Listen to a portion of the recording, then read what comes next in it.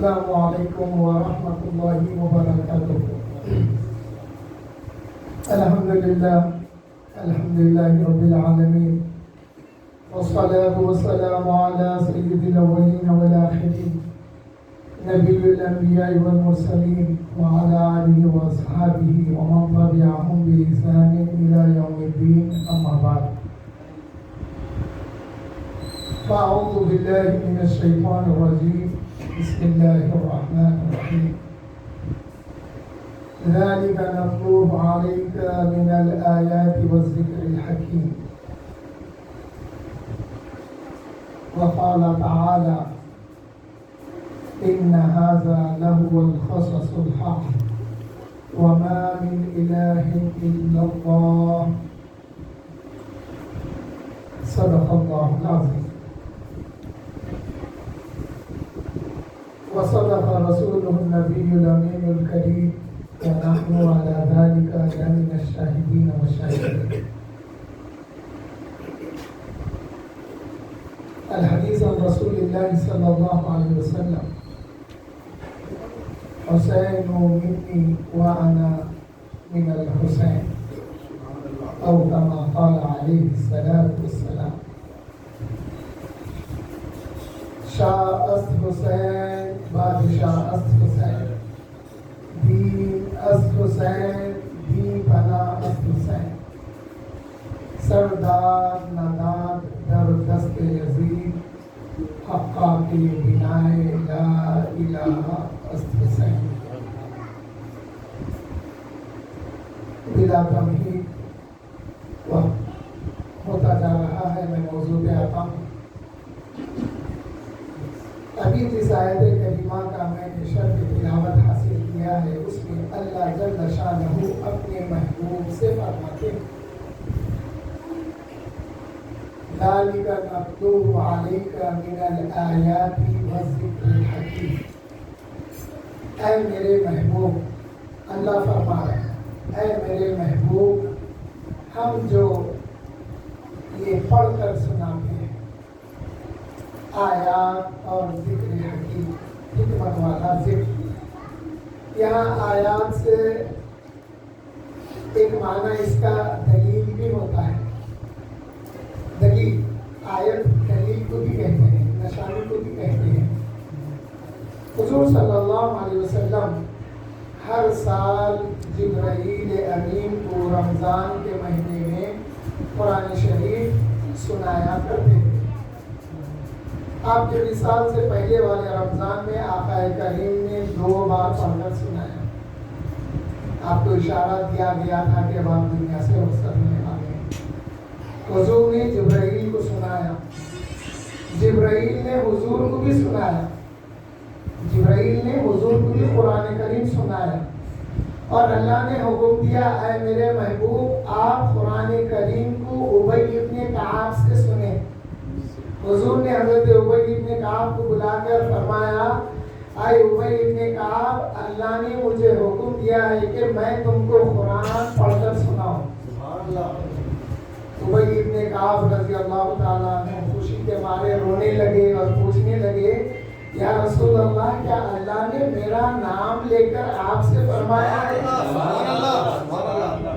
آقا کریم نے فرمایا کہ ہاں ابی ابن کعب، اللہ نے تمہارا نام لے کر فرمایا ہے۔ آپ رونے لگے۔ لیکن یہاں پر اللہ جل شانہ فرماتے ہیں: اے محبوب، میں آپ کو سناؤں گا۔ ذَلِكَ نَتْلُوهُ عَلَيْكَ۔ اللہ تعالیٰ فرما رہے ہیں: اے محبوب، جس جیسے میں آپ کو پڑھ کر سناتا ہوں۔ نتلو کا معنی سنانا، پڑھ کے سنانا سبھی کی، مگر مقصد یہ ہے یہاں پر کہ اللہ تعالیٰ اپنے محبوب سے فرما رہے ہیں کہ میں آپ کو سناتا ہوں ڈائریکٹ، جبرائیل کا واسطہ نہیں ہے۔ کئی آیتیں ہیں، کبھی جبرائیل سے ہے، کبھی ڈائریکٹ ہے، مگر وہاں پہ اللہ نے نہیں فرمایا کہ اے محبوب میں آپ کو سنا رہا ہوں یا میں آپ سے کہہ رہا ہوں۔ یہاں پہ نتلو کا لفظ آیا، نتلو، ہم سنائیں گے۔ اس آیت میں، اس واقعے میں اللہ تعالیٰ فرما فرماتے ہیں کہ اے میرے محبوب، جیسا کہ ہم آپ کو سناتے ہیں روشن دلیل اور ایک ذکر حکیم، حکمت والا ذکر، تو وہ کیا ہے؟ محرم کے مہینے میں جو لوگ پوچھتے ہیں کہ امام حسین کا ذکر کیا قرآن میں ہے، امام حسن کا ذکر کیا قرآن میں ہے، تو اور ان آیتوں میں اللہ تعالیٰ حضور صلی اللہ علیہ وسلم کو انہی کا ذکر سنا رہا ہے۔ اور پھر آگے فرماتا ہے، آگے کی آیت ہے جو اختتام کی طرف ہے ان آیتوں کی، اس میں اللہ تعالیٰ فرما رہے ہیں ان ھذا لہو القصص الحق، اے میرے محبوب جو کچھ میں نے آپ کو قصہ سنایا ہے وہ سچا قصہ ہے۔ اللہ سے بڑھ کے بھی کوئی سچا ہو سکتا ہے نہیں، مگر یہ جو مباہلے والی آیتیں ہیں اس میں اللہ تعالیٰ فرمانے کے بعد فرما رہے ہیں وَمَا مِنْ إِلَٰهٍ إِلَّا اللَّهُ، آقا کے بنا لا الہ، اصل سے یہ سمجھ میں آتا ہے۔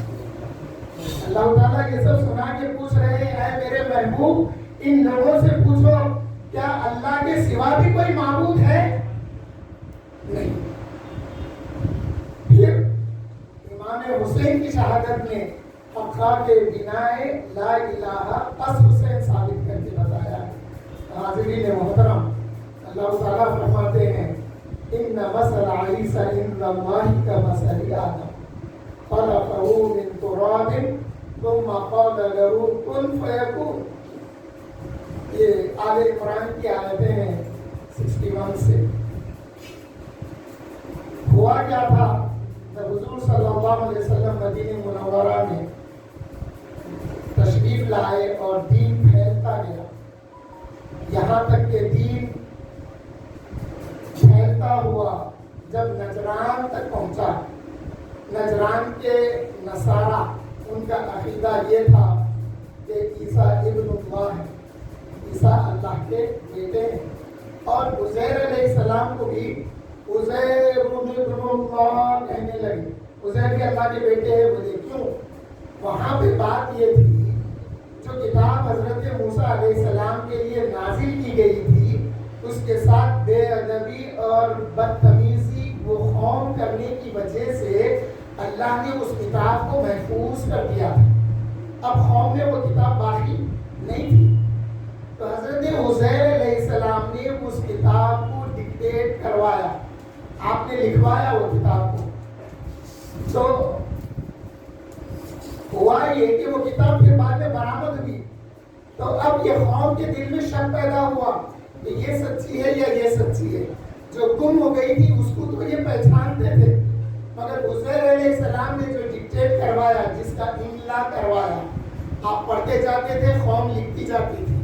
جب املا کرائے تو ان کو شک ہو گیا، کیونکہ بنو اسرائیل کے اکثر نبیوں کے نافرمان ہوئے، ان کو یقین نہیں ہوا، تو وہ پرانی کتاب سے جب یہ املا کرائی ہوئی کتاب کو کمپیئر کرے تو وہ من و ان تھی، اس وجہ سے حضرت عزیر کو اللہ کا بیٹا مانے ہوئے۔ حاضرین محترم، نصارہ حضرت عیسیٰ علیہ السلام کو ابن اللہ جانتے تھے، ان کو یہ بات بری لگی کہ ان مثل عیسی عند اللہ کمثل آدم، عیسیٰ کی مثال تو اللہ کے نزدیک آدم کی جیسی ہے۔ تو ان کو بڑا زعم ہوا کہ دیکھو عیسیٰ وہ ہیں جو بغیر والد کے پیدا ہوئے ہیں۔ اب یہ لوگ آپس میں مشورہ کرنے لگے، تقریباً 40 یا 60 علماء نصارہ کے، جن میں بڑے نامور بھی تھے، جن میں تجربے کار بھی تھے، ان کے ایک کا نام عاقب تھا، ایک کا نام اسقف تھا، اور بھی تھے۔ یہ پورا وقت مل کے مشورہ کیے کہ ہم کو مدینہ جا کے یہ جو محمد صلی اللہ علیہ وسلم ہے نبوت کا جو دعویٰ کر رہے ہیں ان سے حضرت عیسیٰ کے بارے میں ہم کو پوچھنا چاہیے۔ یہ آ گئے مدینہ، دن گزر گیا، مسجد نبوی صلی اللہ علیہ وسلم نے حضور نے توجہ نہیں کی۔ آخر میں شام کے وقت حضرت ابو بکر صدیق رضی اللہ تعالیٰ عنہ سے ملاقات کیے، کہنے لگے کہ ہم وہاں سے آئے ہیں، دن گزر گیا، ملاقات کا موقع نہیں ملا۔ حضرت سیدنا ابو بکر صدیق رضی اللہ تعالیٰ عنہ سے مشورہ مراد یہ کہ تم ایسا کرو علی سے ملو، تم ایسا کرو علی سے ملو کرم اللہ وجہہ۔ جب مولا علی سے ملے تو مولا علی فرمائیں یہ لباس پہن کے تم حضور کی بارگاہ میں گئے تھے، لباس کو بدلو۔ جب لباس بدل کے حاضر خدمت ہوئے دوسرے دن تو حضور نے توجہ فرمائی۔ جب بات ہوئی، کلام کا شرف حاصل ہوا حضور کے ساتھ، تو دعویٰ کا بہت ساری باتوں پہ بات ہوئی۔ آخر میں ایک بات پہ وہ لوگ اڑ گئے، کہنے لگے کہ یا محمد صلی اللہ علیہ وسلم، کیا عیسیٰ کی نسل کوئی ہے جو بغیر باپ کے پیدا ہوا ہے؟ تو حضور صلی اللہ علیہ وسلم نے توقف فرمایا، اللہ نے آیت نازل کی ان مثل عیسیٰ عند اللہ کمثل آدم۔ اے میرے محبوب ان سے کہہ دو، اے میرے محبوب ان سے کہہ دو، اللہ کے نزدیک عیسیٰ کی مثال ایسی ہے جیسے آدم کی مثال ہے۔ اللہ نے آدم کو مٹی سے بنایا، ہو جا جب فرمایا تو آدم ہو گئے۔ اب حضور فرمانے لگے اے نصارہ دیکھو، تمہارا دعویٰ یہ ہے کہ تم یہ مانتے ہو کہ عیسیٰ بغیر باپ کے ہے، تو آدم کی مثال تو یہ ہے کہ آدم بغیر ماں باپ کے۔ پھر بھی یہ حجت کرنے لگے، پھر بھی جب یہ حجت کرنے لگے تو اللہ جل شانہ کی طرف سے حکم آیا، اے میرے محبوب جو کچھ ہے وہ سچ یہی ہے کہ عیسیٰ کی مثال آدم جیسی ہے، اللہ کے بیٹے عیسیٰ نہیں ہے۔ اس کے بعد میں پھر جو صحابہ تھے ان کے لیے فرمایا گیا فَلَا تَكُن مِّنَ الْمُمْتَرِينَ، تم شک و شبے میں نہیں پڑنا، جو اللہ کی طرف سے آیتیں آئی ہے وہ سچ۔ اس کے بعد بھی جب وہ حجت کرنے لگے تو اللہ جل شانہ نے فرمایا اے میرے محبوب ان سے مباہلے کا اعلان کرو، ان کو مباہلے کا چیلنج کرو۔ فَقُلْ تَعَالَوْا نَدْعُو أَبْنَاءَنَا وَأَبْنَاءَكُمْ وَنِسَاءَنَا وَنِسَاءَكُمْ وَأَنفُسَنَا وَأَنفُسَكُمْ۔ اے میرے محبوب اب آپ ان سے کہہ دو، بڑی حجت ہو گئی، بڑے دلائل دے چکے آپ، اب آپ ان سے مباہلے کا اعلان کر دو۔ اور یہ اعلان فَقُلْ آیا، اے محبوب میں آپ سے کہتا ہوں آپ ان سے کہہ دینا۔ یہ جہاں کہیں بھی قرآن میں قل آتا نا، قل یا فقل، تو اس میں اللہ کا بھی فرمان ہوتا ہے، رسول اللہ کا بھی فرمان ہوتا ہے۔ بعض جگہ اللہ جل شانہ ڈائریکٹ خطاب فرمایا۔ حضرت موسیٰ جب کوہ طور پہ آئے تو فرمایا اللہ تعالیٰ اے موسیٰ یہ وادی مقدس ہے، یہاں پہ نالین چھوڑ کے آ جانا ہوگا۔ انی انا اللہ رب العالمین، بے شک میں ہی وہ اللہ ہوں جو سارے عالموں کو پالنے والا ہوں۔ بہت ساری جگہ اللہ نے اپنے آپ کو مخاطب کرنے کے لیے خود ہی کا صیغہ استعمال کیا، لیکن جب حضور کا معاملہ آیا تو خل کہا۔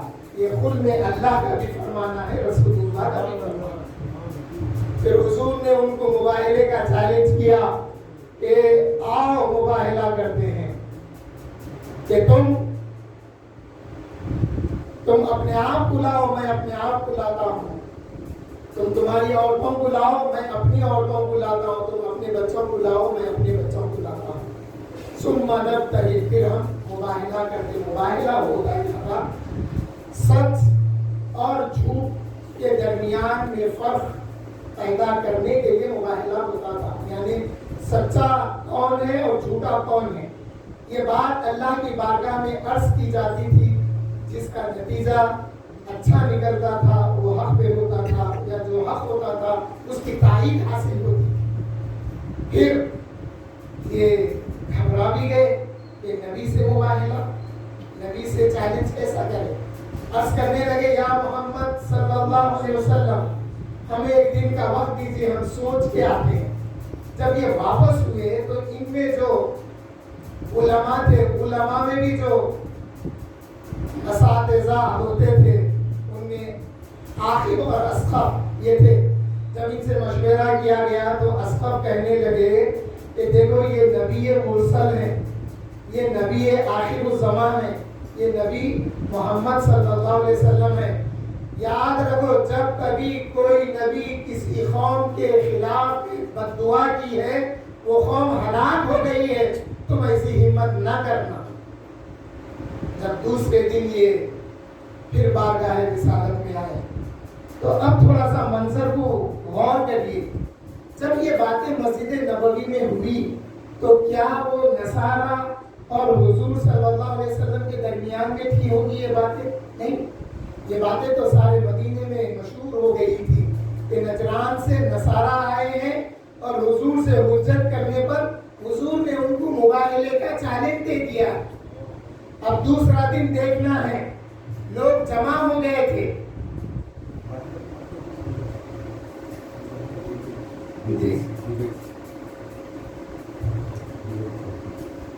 ثم نبتہل جو آیا ہے یہ مباہلے سے ہے، مباہلہ یعنی آسان مفہوم میں بتا دیتا ہوں کہ جیسا ابھی کہا گیا ڈیبیٹ کرنا، بحث تکرار کرنا، اور بھی معنی آتے ہیں اس کے، اور حجت یہ کرے کہ ہم حق پہ ہیں سمجھنے لگے، وہ اپنے آپ کو سچے ہیں سمجھنے لگے، اور جب دعویٰ کیے تو اللہ کی طرف سے آیتیں آ گئی کہ اللہ جو فرما رہے ہیں وہ سچ ہے، شک و شبے میں مت پڑنا۔ یہ صحابہ کے لیے یا حاضرین کے لیے۔ تو حاضرین محترم، جب مدینہ بھر گیا اب حضور صلی اللہ علیہ وسلم اپنے گھر میں آواز دینے لگے، این علی ابن ابی طالب، این فاطمہ بنت محمد صلی اللہ علیہ وسلم، این ابنایا، کہاں ہے میرے شہزادے، کہاں ہے میری بیٹی فاطمہ، کہاں ہے علی مرتضیٰ۔ حاضر خدمت ہو گئے، حضور صلی اللہ علیہ وسلم نے ان کو ایک چادر میں کیا اور دعا کی کہ اللہم ہؤلاء اہل بیتی، اے اللہ یہ میری اہل بیت ہے۔ اس کے بعد میں حضور صلی اللہ علیہ وسلم حضرت امام حسن کو بائیں ہاتھ میں لے لیے، پکڑ لیے، اور امام حسن کو اٹھا لیے اپنے سیدھے ہاتھ میں۔ اور ایک روایت میں یہ ہے کہ حضور صلی اللہ علیہ وسلم نے امام حسین کو اپنی سیدھی جانب اٹھا لیا اور بائیں ہاتھ سے امام حسن کا ہاتھ تھام لیا۔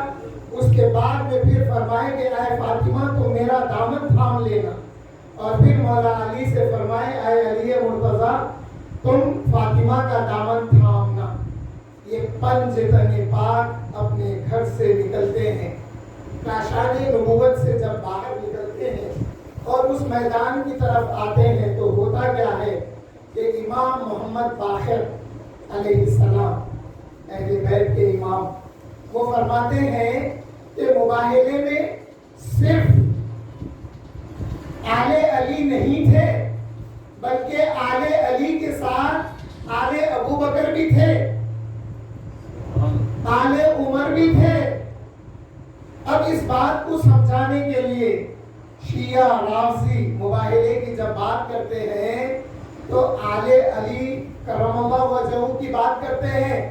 بے شک یہ جب گھر میں تھے تو یہی تھے، گھر سے جب نکلے تو یہی تھے، لیکن جب امام محمد باقر نے یہ فرمایا تو پھر میری سمجھ میں بڑی آسانی سے یہ بات آ گئی، کیونکہ الحمدللہ مجھے جو روایت ہے حدیث مبارکہ کی محمد ابن علاوی مالکی صاحب سے درایت اور روایت کے ساتھ ہے، الحمدللہ میرے کو کوئی چیز سمجھنے میں دشواری نہیں ہوتی۔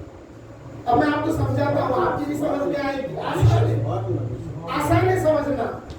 امام محمد باقر فرماتے ہیں علیہ السلام کہ جب گھر سے نکلے تو آل علی تھے، مگر جب میدان میں آ گئے، میدان میں آنے تک اس میں آل ابو بکر بھی شامل تھے، آل عمر بھی شامل تھے۔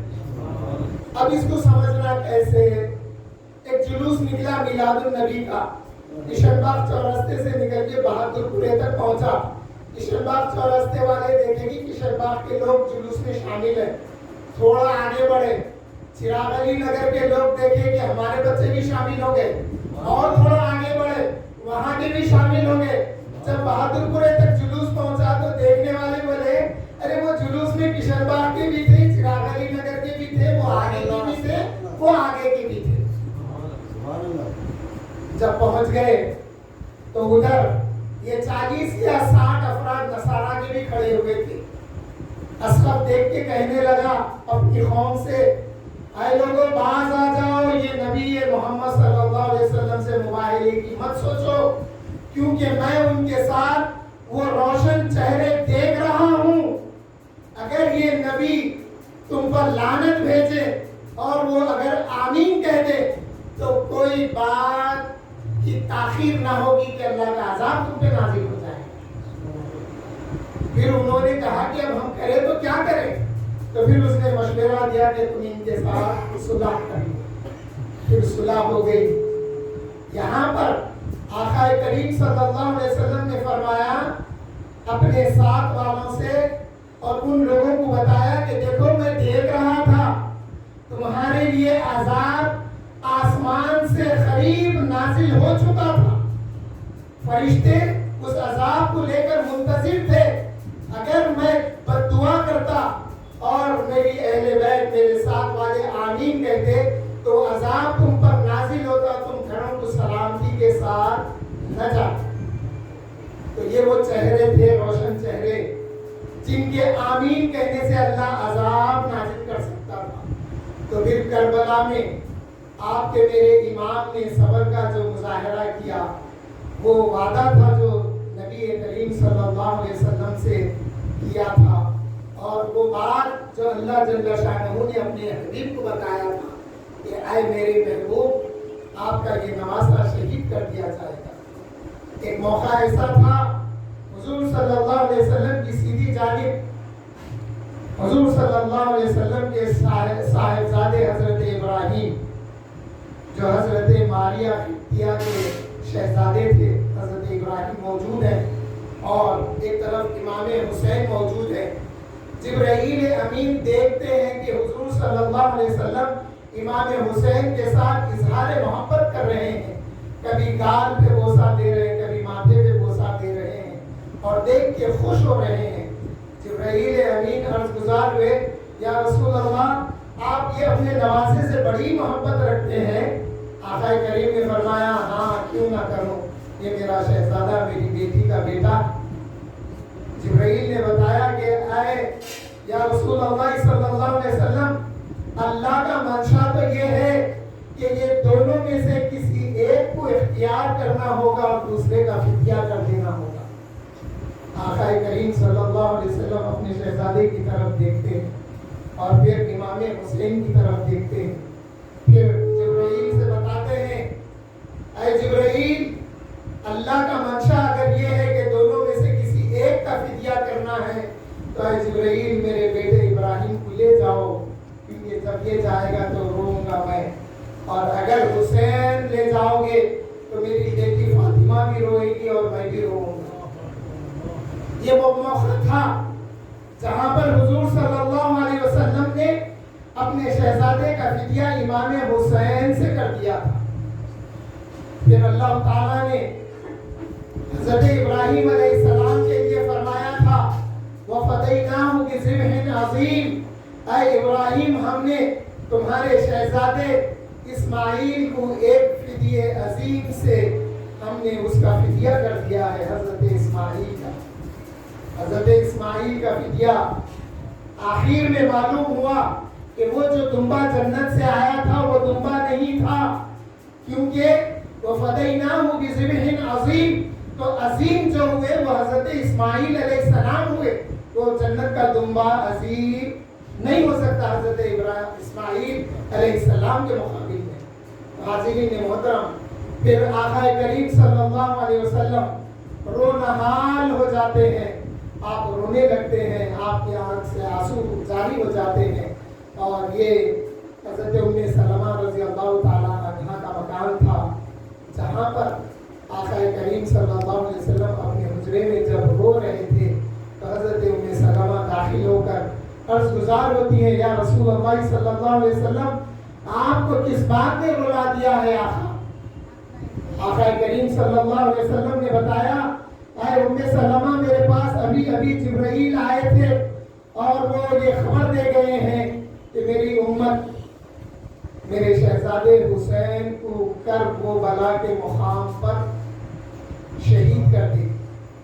پھر ایک موقع وہ بھی آیا کہ حضرت ام سلمہ رضی اللہ تعالیٰ عنہ کے گھر میں حضور تشریف فرما ہے، جبرائیل کی آمد ہونے والی ہے۔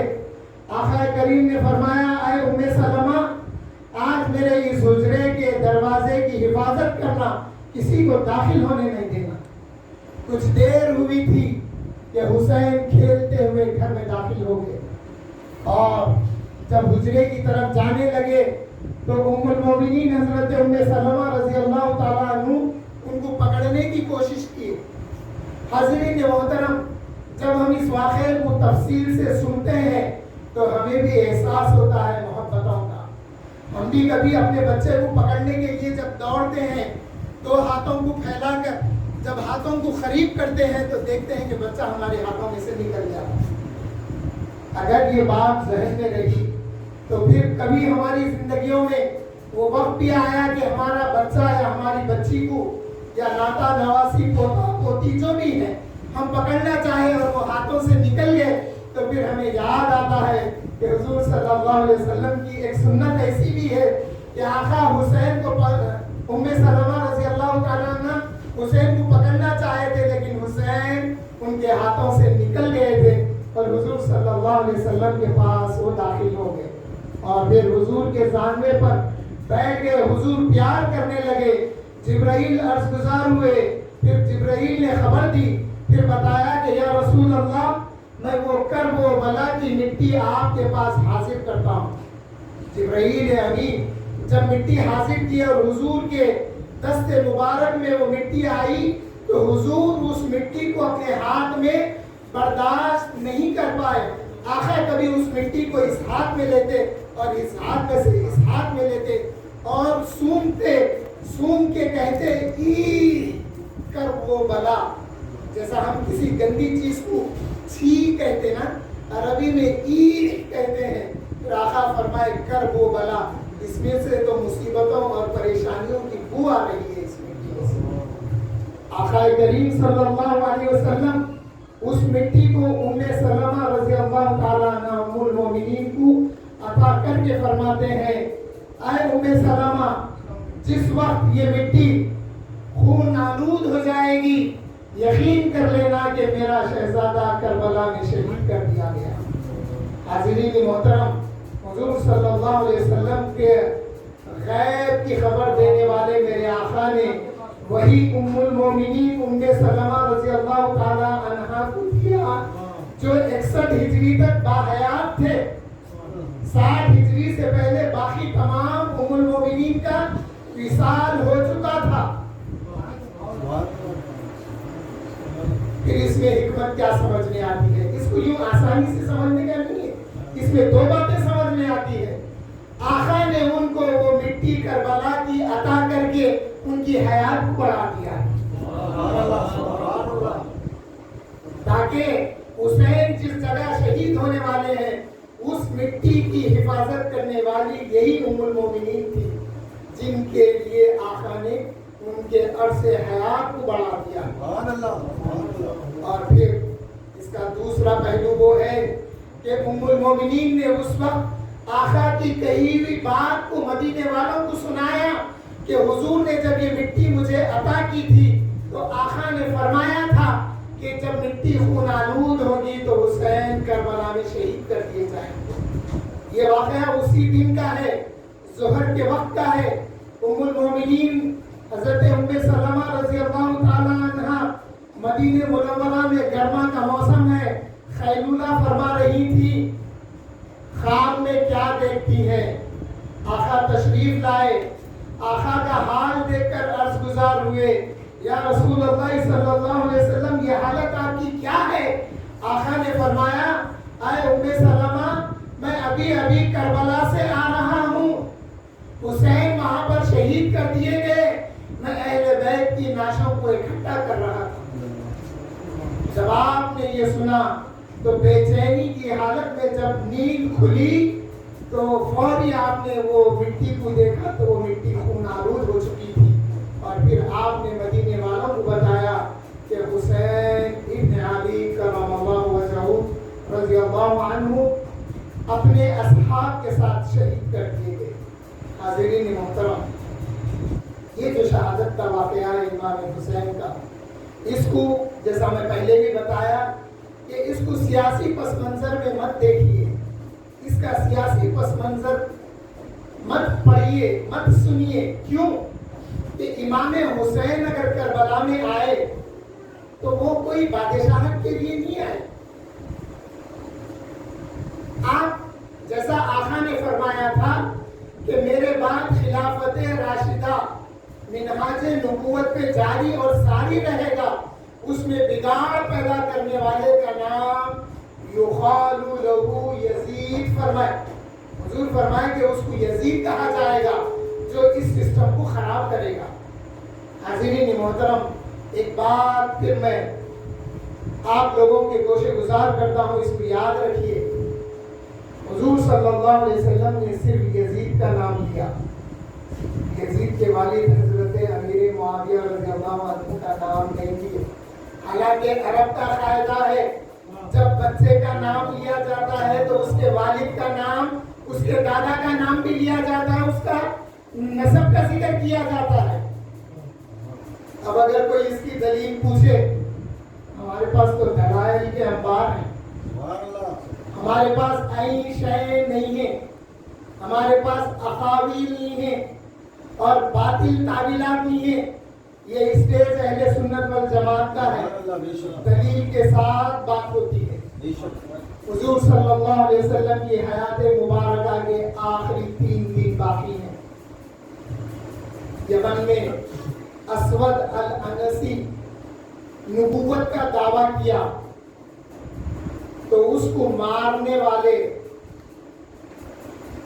صحابی کا نام تابعی ہے، وہ ان کا نام تھا فردوس۔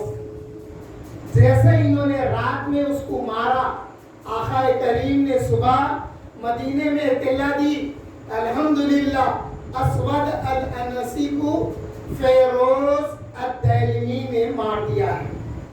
آقا کریم صلی اللہ علیہ وسلم نے حضرت فیروز کا نام ان کے قبیلے کے ساتھ لیا۔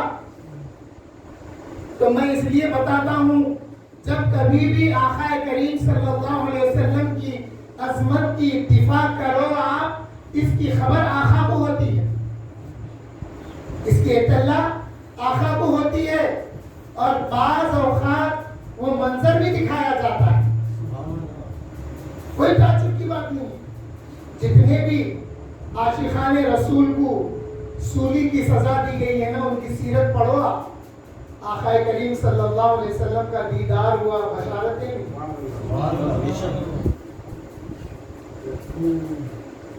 ایک بات بتا لیتا ہوں یقین آنے کے لیے، کیونکہ ہم سب ایک ہی ہیں، تعریف والی بات نہیں۔ ہمارے محلے کی مسجد میں ملتزم کے ایگزیکٹ ڈیزائن کا مصلی بچھا کے کئی دنوں تک نماز پڑھ رہے ہیں۔ امام کا بھی مصلی ہوئے ہے، مؤذن کا بھی مصلی ہوئے ہے۔ سمجھا کے 2 بار بولا، نہیں سنے۔ تیسری بار بحث مباحثہ ہوا، تکرار بھی مسجد میں، جمعہ کی نماز کے بعد میں بہت کچھ ہو گیا۔ اب امام ہے اپنا سنی، بولتا کیا معلوم، رنگین کپڑے پہننے سے، ہری ٹوپی پہننے سے سنی نہیں ہوتے۔ میں بولا یہ بے ادبی کرنے سے سنی نہیں ہوتے، بولا میں بولا نہیں اس کے آیتیں نہیں ہیں۔ میں بولا ابھی انتظار کرتے، آیتیں لکھنے کے بعد ختم رکھ کے نماز پڑھنے کا۔ میں بولا 4 لکیریں خانے کعبہ کے کھینچتا ہوں، ہمت کرتے ختم رکھ کے نماز پڑھنے کی۔ وہاں خاموش ہو گئے، بہرحال بات ختم ہو گئی۔ بہت سارے لوگوں کو سمجھانا پڑا، کم عقل اتنے ہیں۔ ایک صاحب بولے نہیں اس پہ آیتیں نہیں ہے نا لکھے ہوئے۔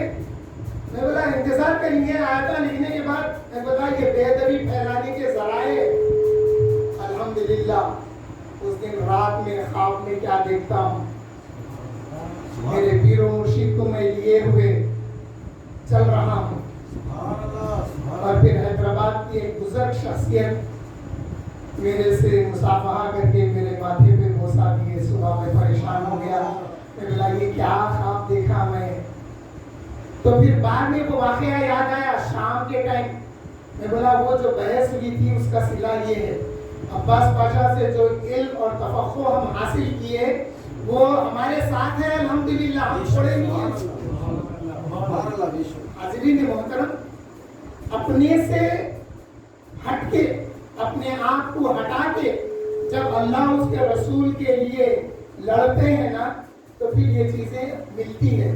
اور میں بتاتا ہوں، ہم اپنے لیے لڑایا بہت لڑ لیے، جائیداد کی لڑائی لڑ لیے، کاروبار کی لڑ لیے، اپنی انا کی لڑ لیے، سب لڑ لیے۔ زندگی میں ایک لڑائی خدا اور رسول کے لیے بھی ہونا چاہیے جو ہمارے آخرت کا ذخیرہ بن سکے۔ ایک بار جیل کو جانا، ایک بار پولیس کو پکڑنا ہمارا، اور الحمدللہ 93 کی بات کر رہا ہوں میں، جب حدیث پڑھنا جوائن کیا تھا میں ٹولی چوکی میں، اہل حدیث میری دکان پہ لکھا ہوا تھا اغثنی یا رسول اللہ۔ آتے جاتے تبلیغیاں حجت کرتے تھے، ان کو ایک جھٹکے میں چلے جاتے تھے وہ لوگ۔ اب اہل حدیثاں آنے لگے، بات کر رہے ہیں حدیث پیش کر رہا ہوں، بعد میں بولنے لگا بھائی ایسا لگ رہا آپ ہی اہل حدیث ہے۔ میں بولا الحمدللہ ہم اہل حدیث بھی ہے، اہل قرآن بھی ہے، اہل سنت والجماعت۔ وہاں کی مسجد میں ایک حدیث پہ بحث ہوئی، وہاں کا ایک صدر تھا پہلوان، نام حضرت کو یاد ہے، میں ابھی یاد ہے، فیاض نام تھا۔ میں نے پولیس کو بلا کے میرے کو ہینڈ اوور کروا دیا۔ میں ایک دن گولکنڈا قلعے کی جیل میں رہ کے آیا۔ جب یہ بیگم بازار کے کورٹ میں پیشی ہوئی، جب پوچھا کیا ہے جی مسجد میں لڑتے جھگڑا کرتے، میں بولا لڑائی جھگڑا کچھ بھی نہیں ہوا، علمی گفتگو کی، ایک حدیث پہ بات ہوئی۔ تو وہ جو جوان میرے کو لے کے آیا تھا، وہ جوان کو وہ جج غصہ کرا، بولا یہ لوگ کیا بول رہے ہیں، تم کیا لکھ کے لائے، جاؤ بول کے بھگا دیا۔ الحمدللہ حاضرین محترم، یہ باتیں آپ کو سنانی اس لیے رہتی کہ ہمت پیدا ہونا، ایک سے ایک کی ہمت پیدا ہوتی ہے۔ کہ یہ بدبخت جب کبھی کہیں کہ یہ سیاسی پس منظر کو دیکھ کے اگر یہ کہیں تو ان کا جواب دینا، اس کا رد کرنا، تو امام حسین اگر کربلا میں آئے تو خلافت راشدہ کا جو سسٹم مین رہا تھا یزید، اس کو بچانے کے لیے آئے، ورنہ امام کو ساری امت امام مانتی تھی، اور امام حسن کو بھی امام مانتی تھی، مولا علی کو بھی امام مانتی تھی۔ وہاں پہ جو ہے ولایت کا جھگڑا نہیں تھا، ولی تو مانتے تھے، ولایت کا جھگڑا نہیں تھا وہاں پہ۔ خلافت راشدہ جو خراب ہو رہی تھی، اس کو بچانے کے لیے امام حسین نے کربلا میں تشریف لائے تھے۔ اور الحمدللہ کچھ باتیں اللہ کی طرف سے ایسی آتی ہیں انکار نہیں کر سکتے کوئی۔ دیکھیے حضور صلی اللہ علیہ وسلم کو شہید کرنے کا منصوبہ جو مکہ مکرمہ میں سرداران مکہ نے رچایا تھا، اس میں شیطان بھی شامل ہوا تھا۔ ان کا منصوبہ تھا کہ رسول اللہ کو شہید کریں۔ اس کے بعد میں کوشش کر لیے، اس کے بعد میں حضرت ابوبکر صدیق رضی اللہ تعالی عنہ کا جب وصال ہوا ہے تو اس کی وجہ یہ تھی کہ آپ غم رسول اللہ میں انتقال کر گئے۔ آپ جب ہم نشین صحابہ کے ساتھ ہوتے تو آپ کی سانس سے گوشت کے جلے ہوئے گوشت کی بو آتی تھی۔ صحابہ پوچھنے لگے یا خلیفہ رسول اللہ یا ابوبکر صدیق رضی اللہ عنہ، کیا آپ مسواک نہیں کرتے یا منہ نہیں دھوتے؟ ایک بو آتی ہے آپ کے پاس، جلے ہوئے گوشت کی بو آتی ہے۔ حضرت ابوبکر صدیق رضی اللہ تعالیٰ عنہ نے فرمایا کہ دیکھو جب رسول اللہ اس دنیا سے تشریف لے گئے تو کئی صحابہ رو دھو کے اپنا بوجھ ہلکا کر لیے، میں نے ضبط کیا امت کو سنبھالنے کے لیے، اور اس ضبط کرنے میں میرا دل جل گیا ہے جس کی بو آج تک میری سانسوں سے آتی ہے۔ حضرت عمر رضی اللہ تعالیٰ عنہ کی شہادت مسجد میں، حضرت عثمان بن عفان رضی اللہ تعالیٰ عنہ کی شہادت مسجد میں، مولا علی کرم اللہ وجہہ کی شہادت مسجد میں، امام حسن کی شہادت زہر کے ذریعے، مگر واقع کربلا میدان میں کیوں آیا؟ یہ ساری باتیں تنہائی میں یا ایک مخصوص حلقے میں ہوئی، مگر واقعہ کربلا میدان میں اس لیے آیا کہ یہ اہل مکہ کے دشمنان اسلام جو تھے ان کی روش پہ چلتے چلتے جو لوگ منافقت کو اختیار کر چکے تھے اور انہوں نے چوری چھپے سے کبھی حملہ کیا کبھی زہر دیا، تو اس بات کو امام حسین چاہتے تھے کہ وہ عوام الناس میں ظاہر ہو جائیں گے منافقین، اس لیے آپ نے میدان کا رخ کیا۔ اور حضور صلی اللہ علیہ وسلم نے بھی جس مقام کا نشان بتایا تھا وہ کرب و بلا تھا، وہ مقام کا نام کربلا تھا۔ حاضرین محترم، امام حسین کی شہادت یہ اللہ کو منظور تھی، اور امام حسین کی شہادت کی خبر اللہ جل شانہ نے اپنے حبیب کو دی تھی، اور حبیب مصطفیٰ صلی اللہ علیہ وسلم نے اس بات کی خبر ام المومنین حضرت ام سلمہ کو عطا فرمائی۔ حضرت عائشہ صدیقہ رضی اللہ تعالیٰ عنہ کو معلوم تھا، حضرت ابو بکر کو معلوم تھا، حضرت علی کرم اللہ وجہہ کو بھی معلوم تھا۔ آخری بات بتا کے میں اپنی بات کو پوری کرتا ہوں۔ مولا علی جب کوفہ جا رہے تھے تو آپ نے اپنے ساتھیوں سے پوچھا کہ اے لوگوں بتاؤ یہ مقام کون سا ہے؟ اب سوال پیدا ہوتا ہے مولا علی نے یہی بھی کیوں پوچھا؟ دیکھیے احادیث مبارکہ پڑھنے سے ذہن کتنا شارپ ہوتا ہے، اس لیے میں کہتا ہوں کہ وکالت پڑھنے والے اگر سہامی کی ایک کتاب بھی مکمل پڑھ لیے نا انشاءاللہ کوئی کیس نہیں ہارتے، بشرطے کہ سچائی پہ رہیں۔ ہمارے کو ایک عطیہ ملا تھا، وَجَعَلْنَا مِن بَيْنِ أَيْدِيهِمْ سَدًّا وَمِن خَلْفِهِمْ سَدًّا فَأَغْشَيْنَاهُمْ فَهُمْ لَا يُبْصِرُونَ۔ لیکن شیخ محمد ابن علوی مالکی صاحب نے، محمد ابن حسن علوی مالکی صاحب نے فرمایا تھا کہ اس کو کہیں اور غلط استعمال نہیں کرنا۔ الحمدللہ ہم ایئرپورٹ پہ بورڈنگ کے ٹائم چیک پوسٹ پہ یہ آیت پڑھ لیتے اور انہیں دیکھتے ہوئے بھی ہم کو نہیں دیکھتا، ہم نکل جاتے۔ آج بھی وہ عمل ہمارے پاس الحمدللہ جاری ہے، ہیلمٹ ہوتی سو ہوتی، ٹریفک والا دکھا تو وہ پڑھ لیتے ہیں، انہیں دیکھتے ہوئے بھی ہم کو دیکھتے، یہ فیض ہوتا ہے۔ حاضرین محترم، میں یہ بتا رہا تھا کہ حضور صلی اللہ علیہ وسلم نے مولا علی کو فرمایا تھا، تو مولا علی نے سارے سفر میں کہیں بھی نہیں پوچھا، یہی بھی کیوں پوچھا، پھر کہیں اور نہیں پوچھا۔ لوگوں سے پوچھا کہ آئے لوگوں یہ مقام کون سا ہے؟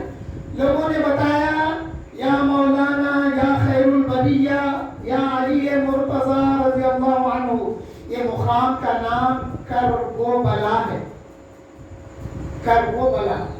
آپ نے وہیں سے آواز دیا واہ حسینہ۔ سننے والوں نے پوچھا کہ آپ یہاں سے اپنے صاحبزادے حسین کو کیوں آواز دے رہے ہیں؟ مولا علی فرمائے کہ میرے آقا نے مجھ سے فرمایا تھا کہ آپ نے لکیر کھینچ کے بتایا، آقا نے یہاں پر بتایا کہ میرا شہزادہ حسین شہید ہو کے گرے گا، پھر لکیریں کھینچ کے اور بھی شہداء کے مقامات کی نشاندہی فرمائی، پھر نشان ڈال کے فرمایا میرے اہل بیت کے خیمے یہاں ہوں گے جو جلا دیے جائیں گے۔ آپ کے ہم نشینوں میں ایک صاحب نے اپنے غلام سے کہا اے غلام جا کوئی نشانی لے آ تاکہ مولا کے بتائے ہوئے نشان پہ میں اپنی نشانی لگا دوں۔ اس لکیر پر اس نے گڑھا کھودا اور وہ مرے ہوئے گدھے کی ہڈی کو دفن کر لیا۔ جب امام حسین کی شہادت کی اطلاع ملی تو وہ شخص دوڑتا ہوا آیا اور امام حسین کے جسد مبارک کے پاس کھودا، دیکھا تو وہ ہڈی اس کو حاصل ہوئی جو مولا علی نے بتایا تھا۔ حاضرین محترم، یہ واقعہ کربلا شروع سے آخر تک کنفرم ہے، ہر اسٹیپ اس کا بتا دیا گیا، یہاں یہ ہوگا یہ ہوگا یہ ہوگا۔ حاضرین محترم، جب ہم یہ واقعہ پورا پڑھتے ہیں تو پھر قرآن کریم کی ایک آیت ہمیں بتاتی ہے کہ دیکھو یہ آیت پوری کی پوری اس آیت میں جتنی آزمائشیں اللہ تعالیٰ نے ذکر کیا ہے کہ ہم ضرور تم کو آزمائیں گے، بھوک کے ساتھ، تمہاری جانوں کے ساتھ، تمہارے بچوں کے ساتھ، تمہاری غربت یعنی غریب الوطنی کے ساتھ، جو جو یہ آیتوں میں آیا ہے وہ سارا واقعہ کربلا میں ہوا ہے۔ اللہ جل شانہ فرماتے ہیں حضور سے خطاب کر کے یہ آیتیں اللہ نے دے دی، مگر اس کا امپلیمنٹیشن اور اس کا اپلیکیشن سمجھ میں آتا ہے واقعہ کربلا سے۔ وہ آیتیں کیا تھی؟ وہ آیتیں تھی اللہ نے فرمایا وَلَنَبْلُوَنَّكُمْ بِشَيْءٍ مِّنَ الْخَوْفِ وَالْجُوعِ وَنَقْصٍ مِّنَ الْأَمْوَالِ وَالْأَنفُسِ وَالثَّمَرَاتِ وَبَشِّرِ الصَّابِرِينَ الَّذِينَ إِذَا أَصَابَتْهُمْ مُصِيبَةٌ قَالُوا إِنَّا لِلَّهِ وَإِنَّا إِلَيْهِ رَاجِعُونَ۔ صدق اللہ العظیم۔ شاہ است حسین، بادشاہ است حسین، دین است حسین، دی پناہ است حسین، سردار نداد در دست یزید، حقا کے بنائے لا الہ است حسین۔ الحمدللہ۔